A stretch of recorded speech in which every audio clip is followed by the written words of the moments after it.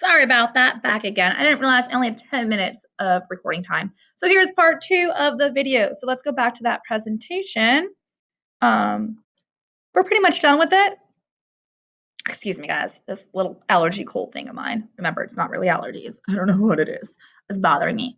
Anyway, I just want to wrap up with Code of Hammurabi. And yes, it was important that he wrote down his laws, but also his laws are very interesting because he believed in punishment with eye for an eye. In other words, what that means, group of guys, telling you this nose chest thing, this cold thing is driving me nuts. What he means for an eye is that if you poked out one man's eye, then your punishment would be to get your eye poked out. Okay, so it was always like equal consequence or punishment for the crime. So how the crime fit the punishment. However, we're going to be doing a lot of work on Hammurabi and his code of laws. In fact, our inquiry we're going to be doing, the DBQ we're going to do over the next few days, is about whether his laws were actually fair and just. Because you're going to see not everybody, even though he wants equal punishment for the crime, not everybody had that equal punishment based off your social class. So people with more power maybe didn't have as much punishment as those with less power in society. So we're going to talk more about that. Speaking about more about that. So the next piece that we're going to do then, so once you have your notes down, you are going to go to the reading I've left for you, which I believe is this. Here it goes. It's actually about the Code of Hammurabi. So what I'm going to have you do is read this. What you can do is, if you see where it says open with, I believe, yep, you can open it in Google Docs, so that way you can annotate. Okay. The purpose for reading this, folks, is I'm going to leave you a question to think about. Why do we need laws? Why do we need laws? And think about it. Are laws meant to punish the bad, or are they meant to protect the good? What? Good debatable question. Ready? I'll say it again.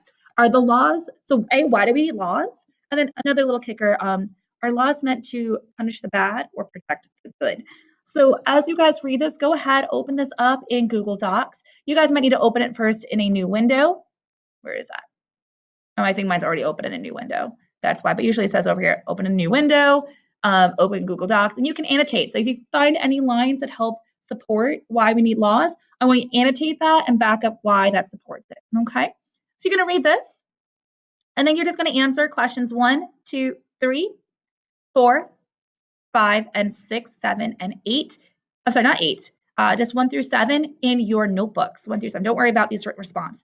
Just answer them right in your notebooks. That's totally fine. Just label it Code of Hammurabi reading, and go ahead. You can just write down, the question 1 and the answer for that. Or actually, you know what? If you can annotate on your document, I have no problem you answering it there. And then what you're going to do to wrap up today is write a wrap paragraph answering that question based off this reading and your prior knowledge, your schema. Why do we need laws? Why do we need laws? So you can answer that wrap paragraph right in your notebook. And like I said, you can answer this, the multiple choice, either in your notebook or through your annotations digitally that way. If you get all this done early, folks, you have some options. You can work on your homework, which could include the modern day web if you have not finished it yet. You can work on your study guide. It is posted, folks. It's been posted since last Friday. So I suggest you kind of look through that since we're going to be doing review next week. And if you owe test corrections from the first test, you can even work on that right now. This is a great time if you do finish everything early to go ahead and do that. If you're Audie, yes, Audie, you can work on your civilization essay that you're creating. That's fine once everything else is done. And I think that's it. If you finish everything else, then at that point, I mean, you can take out a book and read, but you've got a lot to do, a lot of fun things. You should be working independently other than that first golden line activity from our homework. So I should find out tomorrow that you guys were all productive. Okay. All right, folks, I miss you all already. I wish you the very best. And like I said, if you have questions, just write them down and I will answer them tomorrow. All right, folks, I am signing out. Have a good day.